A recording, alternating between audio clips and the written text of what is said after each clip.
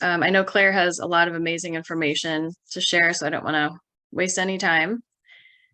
So first of all, thank you all for joining us today for our monthly Lunch and Learn series, and it's provided by Florida Green Building Coalition, which is known as FGBC. My name is Deidre Omahen. I'm a green realtor that I live in Jacksonville area, and I'm the chair of the Realty Appraiser and Building Committee.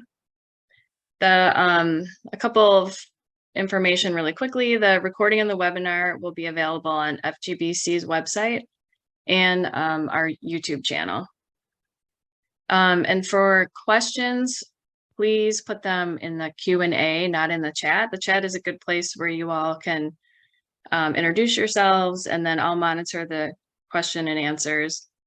And Claire has given me permission, if it's something kind of urgent at that moment, I'll interrupt her. Otherwise, we'll address most of the questions at the end.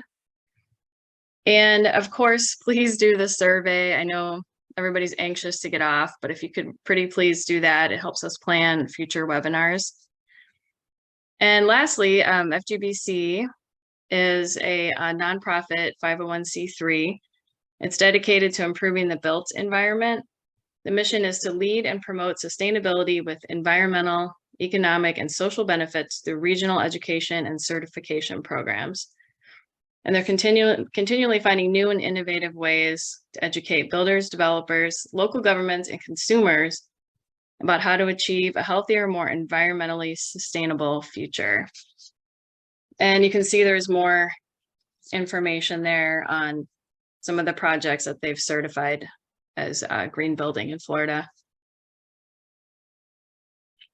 So we want to do a quick poll before I introduce Claire. If you could tell us how you heard about our webinar, it would be super helpful for our marketing purposes.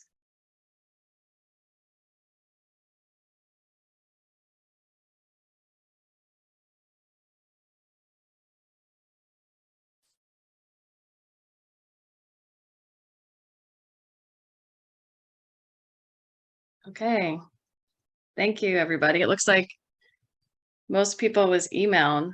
Other. Yes. Maybe when you do the survey, if you could let us know what the other was, that would be helpful. Okay, so now I'm thrilled to introduce Claire Lewis.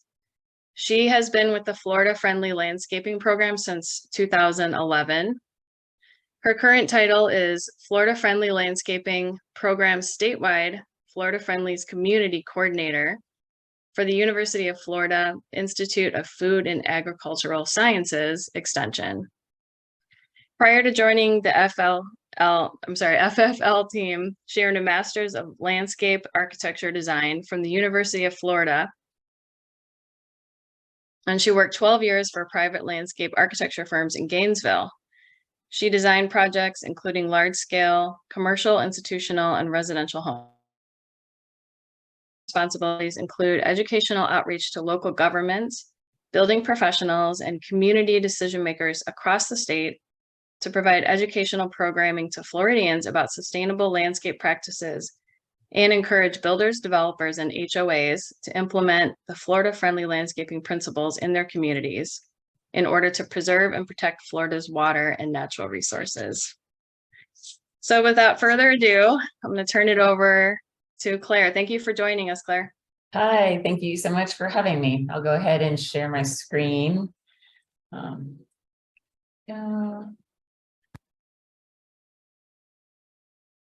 And I'm excited to be here today, and I really appreciate this opportunity. I think the Florida Friendly Landscaping Program dovetails so nicely with FGBC. I think our goals and mission align nicely. So I'm once again really happy to be here. Today I'm going to start with a little history of the FFL program. Then I'll review some of the resources that we offer and provide examples of FFL as well as some success stories. So feel free to type any questions you have in the Q&A or reach out to me after this webinar if you have any questions. So as I said, starting off with a little background, I always like to, give a little information on the program as a whole before I get started. And Florida Friendly Landscaping is a science-based approach to maintaining an attractive, diverse, and more sustainable landscape. And we always like to bring it back to that science-based. The recommendations we make really are have evolved out of the science, and therefore sometimes the recommendations may even change as we learn new things. But we're funded through FDEP 319 grants. So the ultimate goals of this program are to preserve water quality and conserve water. So preserve and protect Florida's water. I also like to mention that this program started as a grassroots program back in 1991 in the Indian River Lagoon area. And it started in a single community who wanted to do something to address the water quality issues in the Indian River Lagoon. And now, all these years later, we're coming up on our 30th anniversary. We are active in 54 counties throughout the state.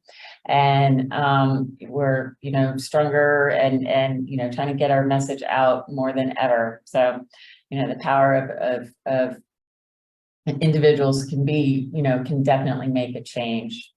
And our program, this is just a little background information, I guess, but we have 3 sub-programs. And those are the FFL for homeowners, which teaches homeowners, gardeners, and youth. FFL for communities, which is the program that I head up, and it's municipalities, builders, developers, property managers, things like that. And then the Green Industries Best Management Program, and that's for landscape maintenance professionals. FFL program as a whole has been written into the state statute 373.185, and then the Green Industries Best Management Program has also been written into the state statute, and I think I talked about that just a little bit later. The gist of it is that anyone applying fertilizer commercially in the state of Florida must first go through our training program before they are allowed to apply fertilizer. But all 3 of those programs teach these same 9 principles. And I'm not going to go through these principles. I'm happy to come back some other time if you're interested in them. I just kind of want you to be aware that these 9 principles are the foundation and the backbone really of our program. I'll move along from there. As I mentioned at the start, we're a science-based program, and as such, we're always striving to learn more. And I'm going to go over just a couple of the research projects that have recently been completed. The first one I'll talk about is the FFL Landscape Water Use Study. And our team of experts has recently completed a study that compared what we're calling a traditional landscape with a Florida-friendly one. The traditional landscape had 75% turf grass and 25% plant bed. And then the Florida-friendly, which in this diagram is really kind of the backyard, had 25% turf grass and 75% plants. The Florida-friendly had an efficient irrigation system with micro irrigation in the plant bed, and then an efficient irrigation for the turf. The traditional had a more traditional just rotor zone for both the turf and the landscape bed. And as you can see, that the water savings was significant. It was up to 83%, and so that was really great to hear. We also were studying maintenance activities and other inputs like fertilizer use or any pest management that had to take place. And just so you can see the difference between the landscape maintenance activities, it turned out to be almost a wash, with the mowing time required for the traditional landscape was about even with the hand weeding time of the FFL landscape. And over time, we would expect that weeding requirement to go down after the plants are fully established and have covered the open areas in the landscape. So this is the mowing time, and this is the hand weeding time between the 2 different types of activities there. We've also published that in a journal article here. Dr. Dukes developed a FFL water savings table. So this document developed estimated water savings based on FFL activities, and with including a table that identifies each of these activities and the amount of water savings you can expect. The table and rationale behind each of these activities can be found in the EDIS document here on this page here. This next slide shows the table that's within there.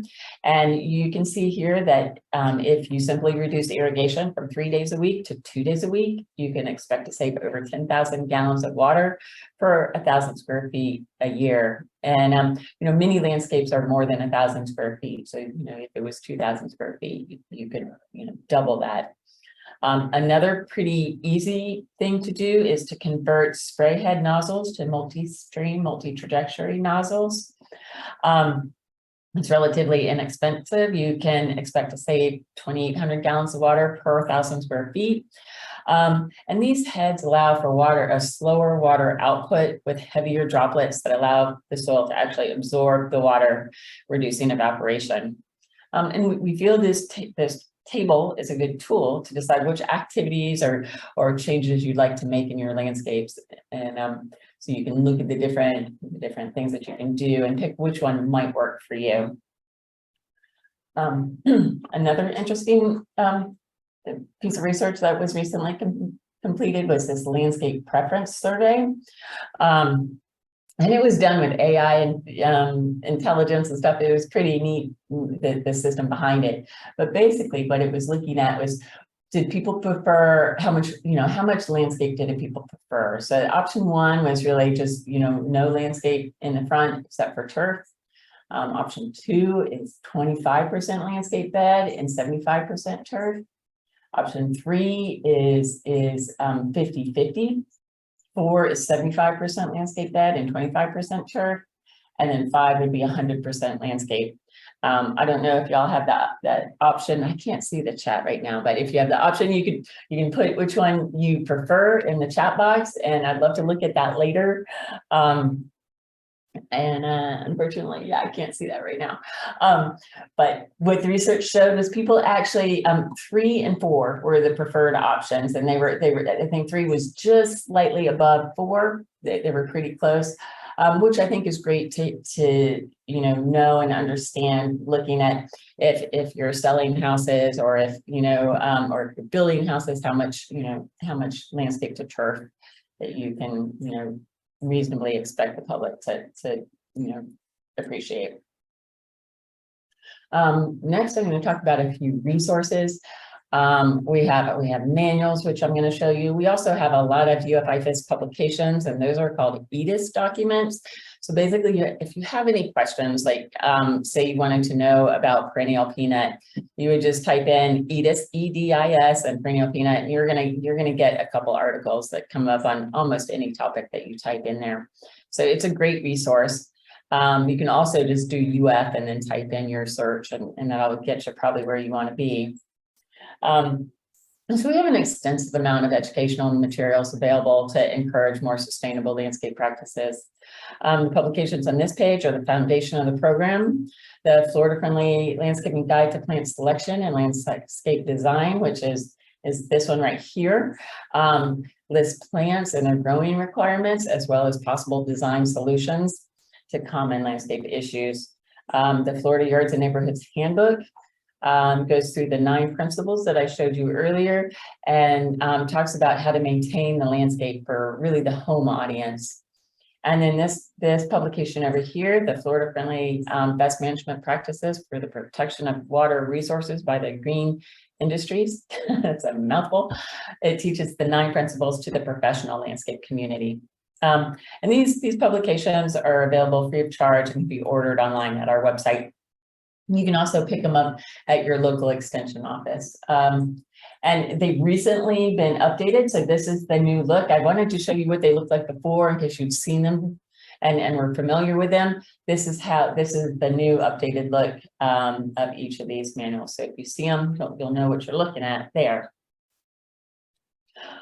We also have a number of online resources available. And I'm going to touch on each one of these individually. So I'll just move right along here. I'm so happy. Yes. just a little announcement. The chat seems to be disabled. Oh, okay. Now it should be back on. So if anybody wants to use the chat, it's working now. Oh, awesome. Thank you. And now I can see that for whatever reason, I can see the chat now. So I'm happy about that. So we've had these apps, and we've recently been able to make them free, which I'm thrilled about. I have a slide specifically on the plant guide that I'll show you, but basically the plant guide is like that manual that I just talked about, where it has all the plants listed in their growing conditions and things like that. We also have a butterfly and a bee garden app, which has, you know, it has sample designs on how to create a butterfly garden or a bee garden, and the host and nectar plants for those. The butterfly garden app is really cool. What I like about it is it'll show the larval form or the caterpillar form of the butterfly, so you can know what types of caterpillars are on your plants if you have some. We also have a Florida fertilizer ordinance app that's mainly for the landscape professionals, because there's so many different fertilizer ordinances throughout the state. And even, you know, within a county, there can be different ordinances. So this just helps people stay on track of the local fertilizer ordinances and maybe blackout dates or what happens to be, you know, appropriate in that county. I also have a toxic plant app. This one is interesting too. It has over 200 plants, and it can be filtered by whether it's toxic to people, pets, or livestock.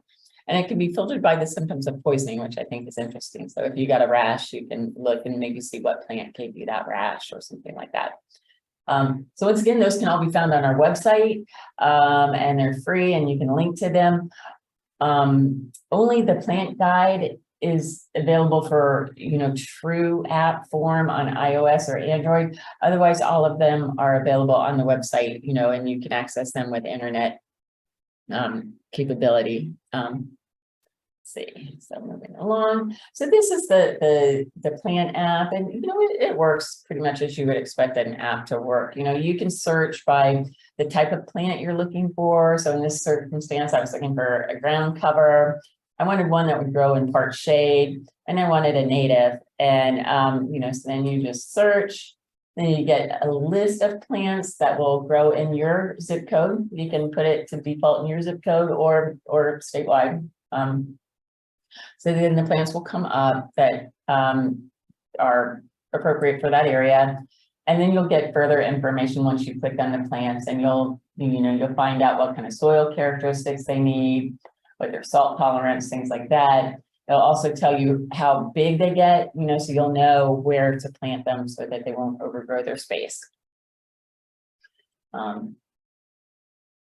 Also online, we have a monthly webinar series. We also do our webinar series on the second Tuesday of the month. Ours is from 10 to 11. So we just had one today on living shorelines with Dr. Savannah Berry. It was very interesting. If you have a chance, visit our website and you can watch that one on recording. Living shorelines are an interesting way to deal with, you know, erosion and things like that on the coast. Our webinars are approved for CEUs, for FDACs, FNGLA, Florida Water Star, and landscape architects.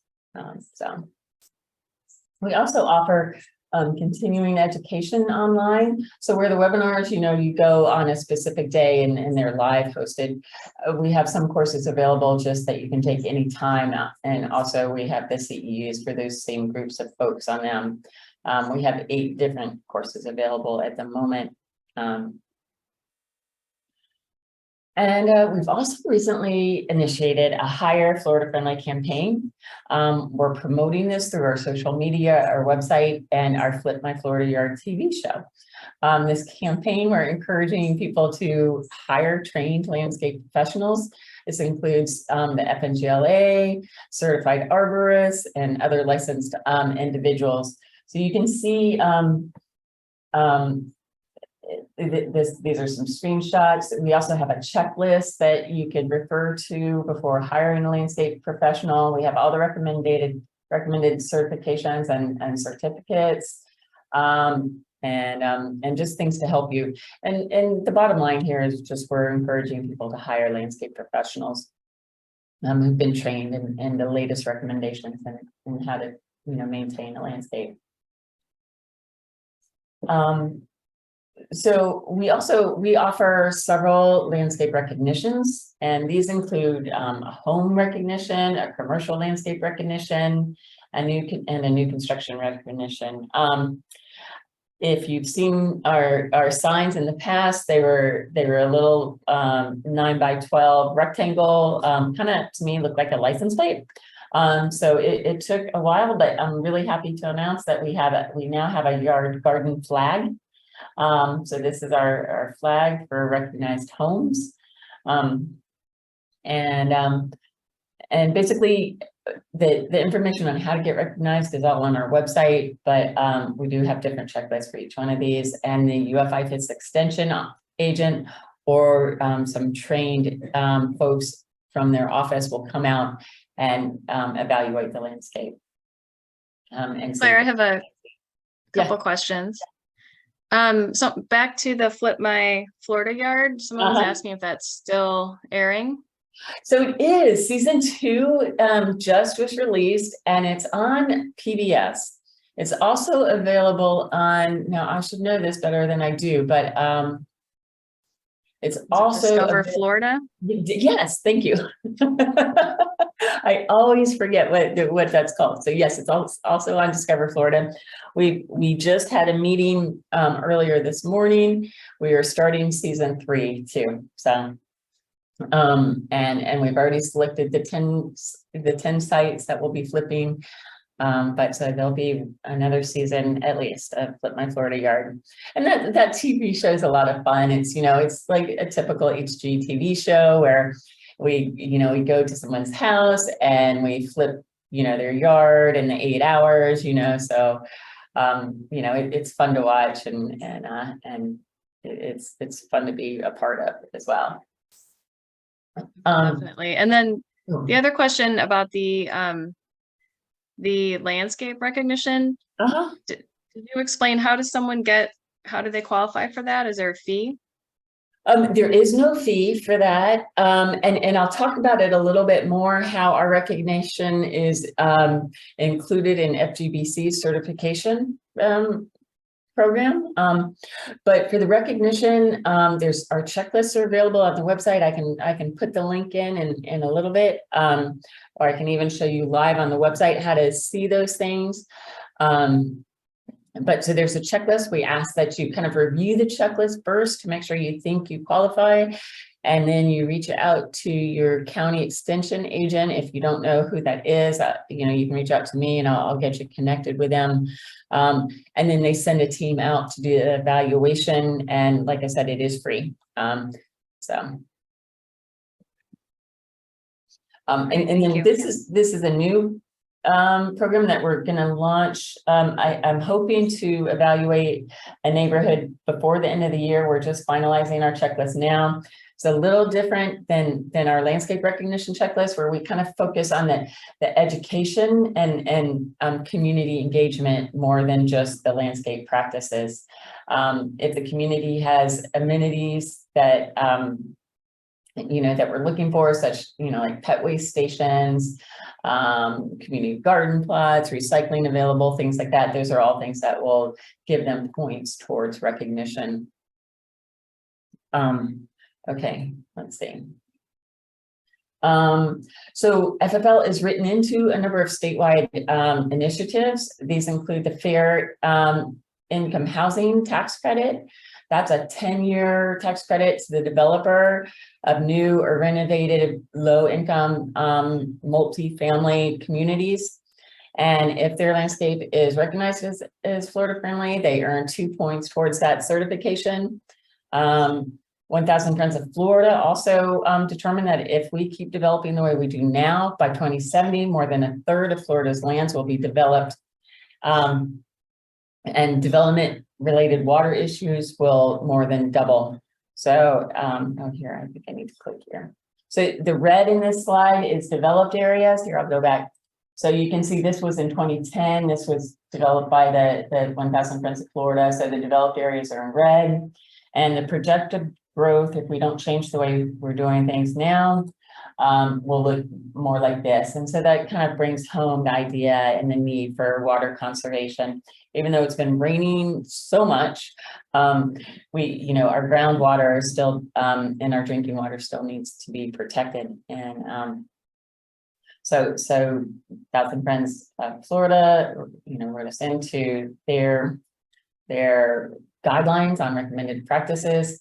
Florida Green Building Coalition, I'm going to talk about next.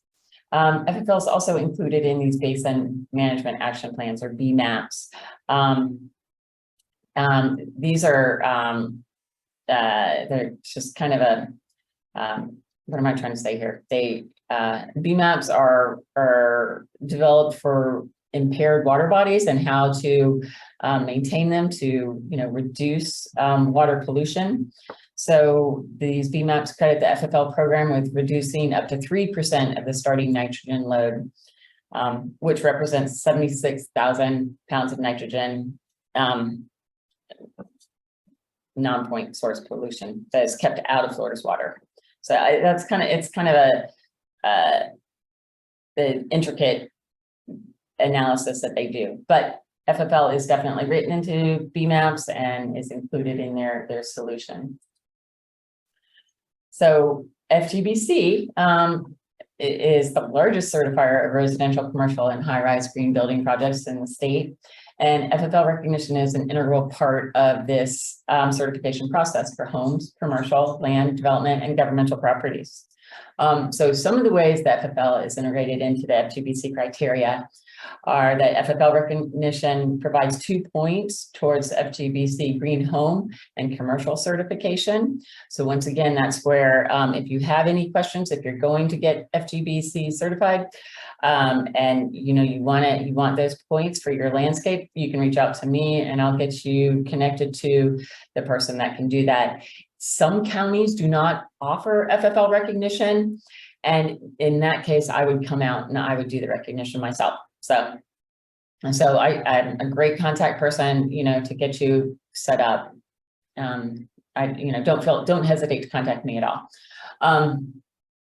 At the local governmental level, some of the ways FFL is included is you receive points for educational programs, workshops, or tours.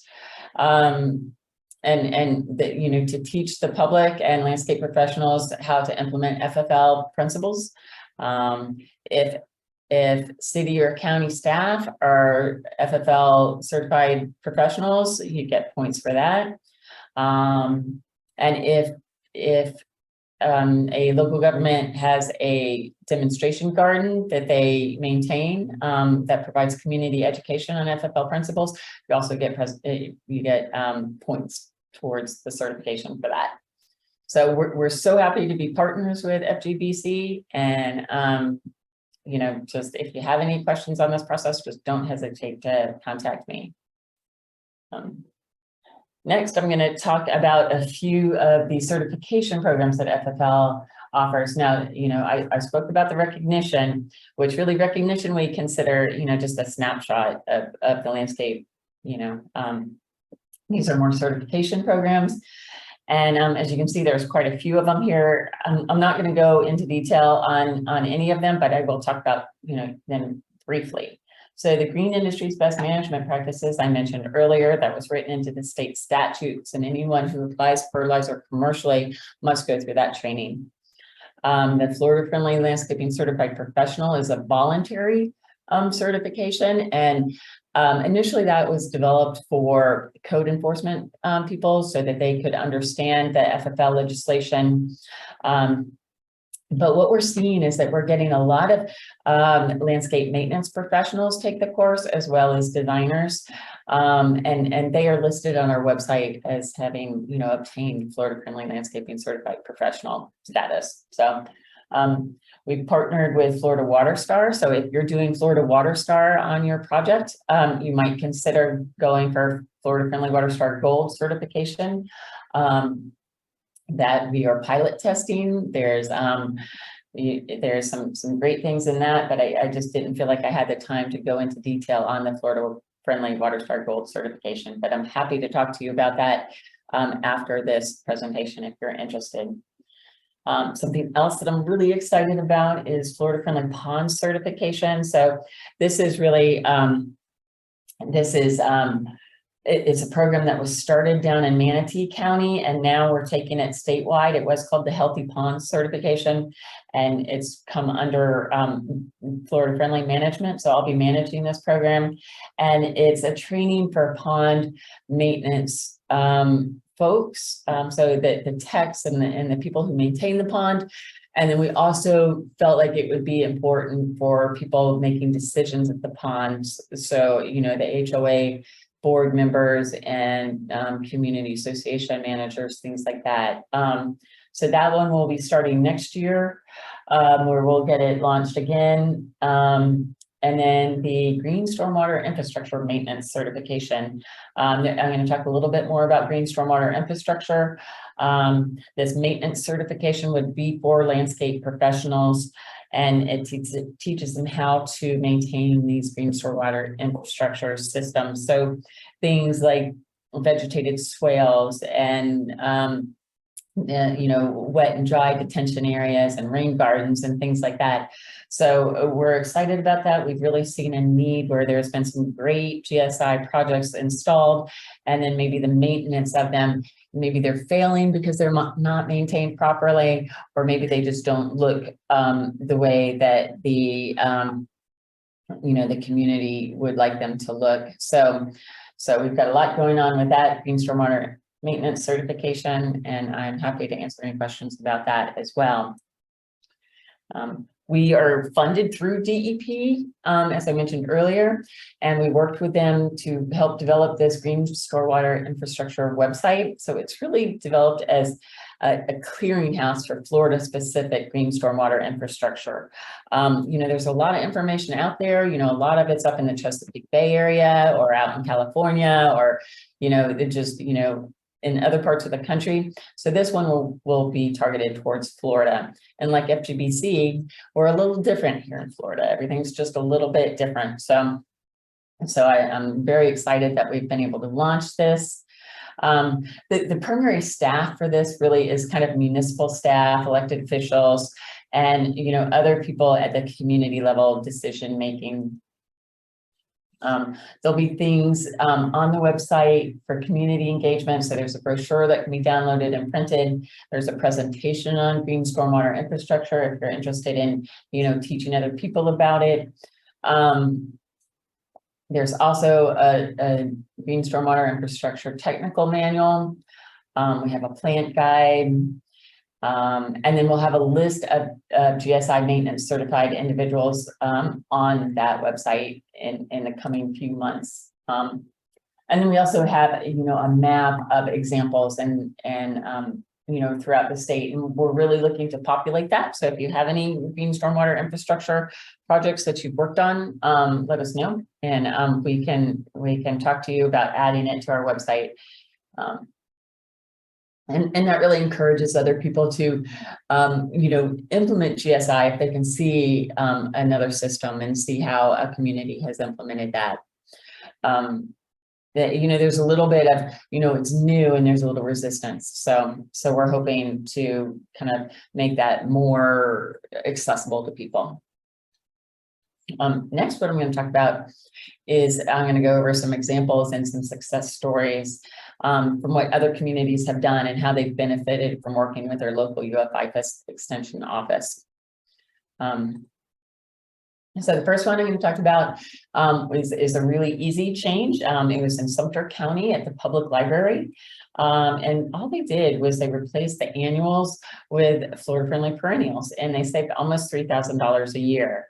And annuals are, you know, they're expensive, you know, because you have to purchase them, you have to have the labor to install them, and you have to water them in to get them established. So when you're changing those out, you know, 4 times a year, it really starts to add up. So it's a really easy thing to do. And we definitely recommend perennials. They'll give you a lot of great colors, just like annuals, but they'll come back the following year rather than having to be replanted. Another principle in FFL is, we don't not encourage the use of annuals, but if you're going to use annuals, try to keep those to high impact areas, rather than, having them all over the place. So if you wanted some annuals by the entry sign, or if you wanted some annuals by the clubhouse, those would be perfectly appropriate places, for annuals in the higher intensity type things, in these smaller contained areas. This next one I'm going to talk about is in Broward County, and this community, after they met with their local extension agent, they started following IFAS recommendations. It wasn't really, crazy groundbreaking stuff. They just really started following the FFL principles and the IFAS recommendations, and they saved, $16,000 on their water bill, $13,000 on fertilizer, and $5,000 on pest management. So altogether, that was a significant savings of $33,000. And I think this landscape looks, it looks healthier, it looks more attractive to me, and so they didn't lose any, they didn't sacrifice any of the look of the landscape for implementing these practices. Claire, I have a question about the Sumter County example. They said, who paid for the perennials that were put in? Did the library fund it? I don't know who funded it. I would think that the Sumter County government fund, they funded it. And I don't know if it could have been like, because I think it was in the villages. So I don't know if it was, a village entity that paid for it, or if it was Sumter County. I'm sorry. Awesome. In St. Pete. So I see that question. It says, which local extension agent can I talk to about implementing a shade tree program in our neighborhood of historic Kenwood located within the city of St. Petersburg? That sounds like an awesome project. We have an agent, Doris Heitzman, who would be the person to contact. If you'd like, you can reach out to me after this webinar, or you can Google IFAS Pinellas County, and then look for Doris's contact information. She's the people's titles change from county to county, but she's the horticultural agent there in Pinellas County. Next, I'm going to talk about Okemuk and Flagler County. And this one's interesting because it's a common problem where the turf grass and medians, it's a pretty harsh environment being in a median. It's hot, and cars may run over the sprinkler system. It's pretty harsh for turf. So their turf kept dying, and they had to replace it. And so what they did was they ended up replacing it with ground covers and things like that were a little hardier, and that ends up reducing the water use and the maintenance, because you don't have to mow it. And in fertilizer, you really, once plants are established, you really shouldn't have to fertilize them very often, if ever. So that was a great outcome of that. They also used reduced the number of rotations from 4 down to 2 of their annuals, which ended up saving them quite a bit of money. And the big one here is that they no longer hurricane cut their palms. And they were spending $25,000 a year on hurricane cutting their palms. And so they stopped that, and that saved $25,000. And what I would like you to take home from that is that IFAS does not recommend hurricane cutting palms. It doesn't make them any more resistant to hurricanes or wind damage. It actually makes them weaker, because those fronds actually provide nutrients and water and things like that to the tree. So we definitely don't recommend hurricane cutting the palms, and it can be a significant savings. What we do recommend is you can remove the brown fronds that are hanging down at the bottom of the tree, and not to cut anything above the 3 and 9 o'clock. So only cut underneath the 3 and 9 o'clock positions if you were looking at a clock. And I've got one more here. This was in Broward County, and this one is kind of mind-boggling to me. This community had 5 miles of ficus hedge, and they were spending approximately $100,000 a year on treating this whitefly infestation. And what they did was they ended up removing the ficus that was prone to pests, and then they replaced it with a diverse landscape hedge. This, you know, it was expensive, but they will see a return on their investment in 3 years, and then they'll continue realizing that maintenance savings for years to come, as well as they're reducing the amount of pesticides that are being put out into the environment. So this is a huge win, in my opinion. So there you go. So like where those were, you know, real-time, those were kind of real-time impacts based on agent reporting. We've also have some other impacts that agents have reported, you know, on a larger scale. And you can see here that FFL education has resulted in over 359 million gallons of water saved, and it's prevented almost 120,000 pounds of nitrogen from entering our water bodies. So those are some other success stories. Next, I'm going to show a few before and after pictures. This one here is of the city of Ocala water treatment plant. So you can, and I think the impetus for this project was that they wanted to show their customers some plants that would do well in their area, as well as plants that were water conserving plants. So, so you can see the before and after here. I think they had, I was out here just recently and learned that these two pumps, both of them ended up dying. And what happened was they were supposed to stop construction before it. And they did, you know, something happened and they ended up kind of tearing up the roots on these two pine trees. So this one here died quicker, and they cut it down a little lower and left it as a snag. But you know, there's always those unforeseen consequences that happen. But overall, this was a really nice planting and a good way to showcase some alternative landscapes. This one, I just love this picture. This is a, you know, a before and after. This is down in Lee County. This person is actually a Master Gardener volunteer, but here's the before, and then here's this great example of a planting along a seawall that looks both, you know, beautiful, and it works to filter the water, but, you know, filter any runoff coming down the yard into this water body. So, you know, it's just a great example of both being beautiful and also helping to protect our natural water bodies. This example is in the village, the villages. You can kind of Google this guy, Steve Turnipseed. He does videos and things like that, but this is his before and after in a very conservative, you know, community of the villages. They approve this. Now he also doesn't even have this little piece of turf in here. It's been replaced with, I think, perennial peanut, or it might be a native ground cover that he replaced it with, because most of these are native. So I could be wrong in the perennial peanut. Yeah, I think you might have a native ground cover there, but here's another one that I like a lot. You know, I think this backyard was pretty nice looking as it was, but what they did was, you know, they removed all the turf in this one and made a really nice path. And I think that looks good. No questions there.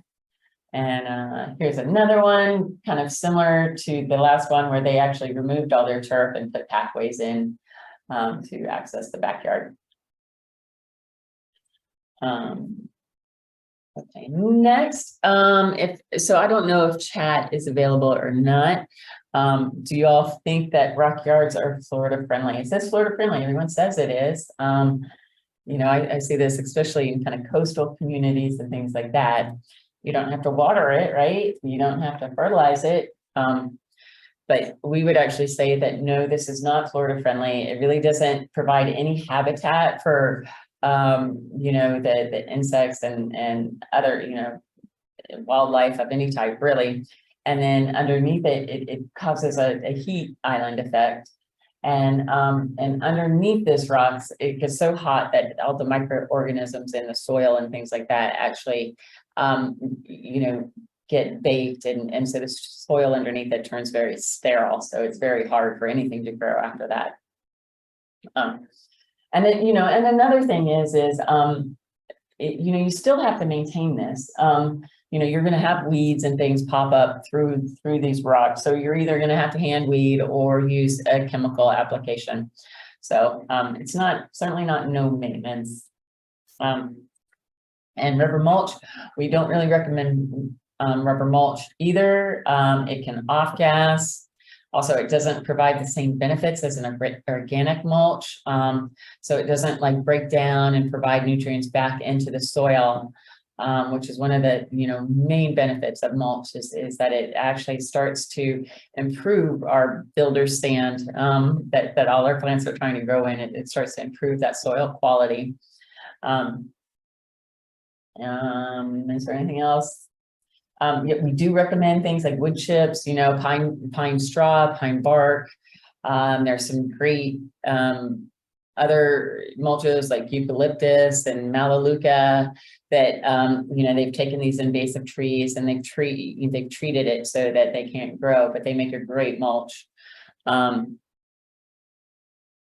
Yeah, so I see this question come in. I'm guessing that out west rock yards are a different story, right? I'm guessing that rock yards are advocated as environmentally friendly xeriscaping principles in places like Arizona. I really appreciate this question.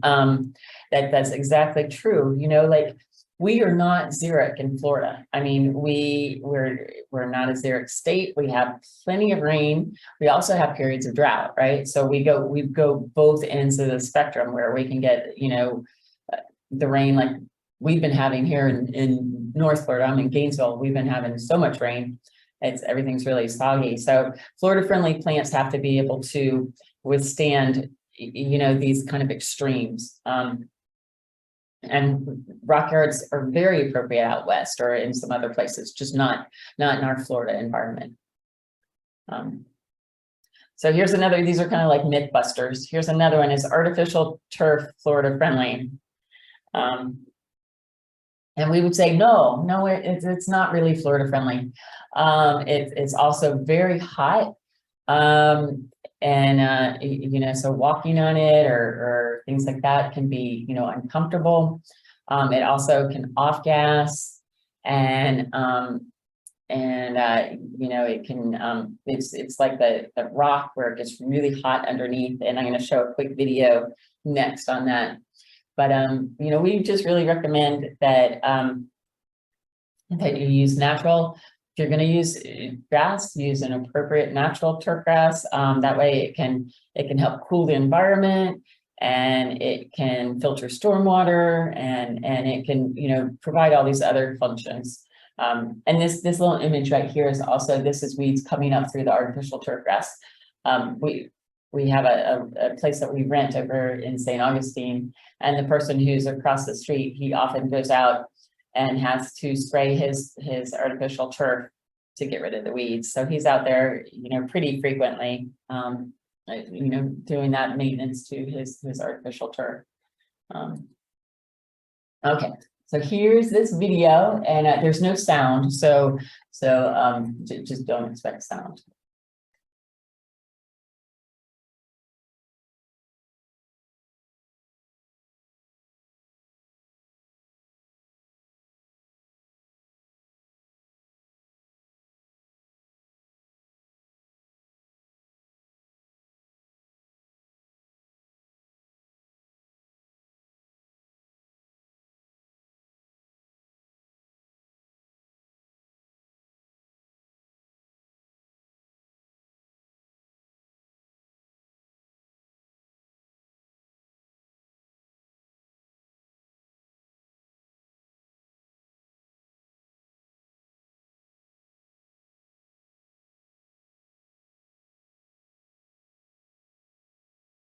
Yeah, so one thing to keep in mind that was for athletic fields and not residential applications. So we don't have the research on residential applications. Basically, someone has to fund the research for a faculty member to go ahead and take that on.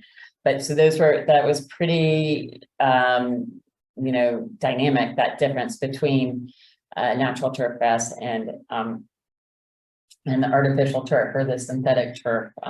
So it may not be quite as high in a residential setting, but it's still going to be pretty significantly different. And then I'm almost done here. I've just got like 2 more slides. And I just wanted to kind of bring it to y'all's attention. We do have an awards program. We won't be offering that again until 2024. We finished that at the end of last year. But if you're working on projects or developing a projects or you know, just done one, consider submitting it for an award. We really do want to highlight these projects going on around the state. We'll highlight it on social media and on our website and different presentations that we give. So this is an example of the award winner for a municipal landscape, which is the city of Vero Beach, and they did a beautiful job. They have this nice little rain garden here and a beautiful permeable path and nice landscaping. And so with that, that's all I have, and I can take any other questions. That's.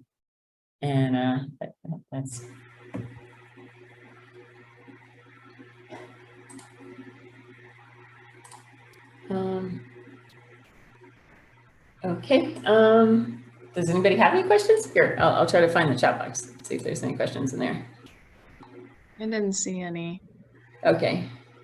One thing I did want to mention is if everyone enjoyed today's presentation, please join subscribe to our YouTube channel. I just put the link on the chat. Just go to the YouTube channel and subscribe to the Florida Green Building Coalition, and you'll get updates whenever we update our webinar series. And I also wanted to thank Claire. There's a lot of great information and really helpful. And as mentioned, we will post this on our YouTube channel for recordings. Yes, yeah, thank you again, Claire. It was a very helpful presentation, and thanks to all of you for attending our Lunch and Learn series, and hopefully we will see you at the next one next month, and please definitely fill out the survey. Thanks, Claire. Bye. Okay, you're welcome. Thank you. Bye.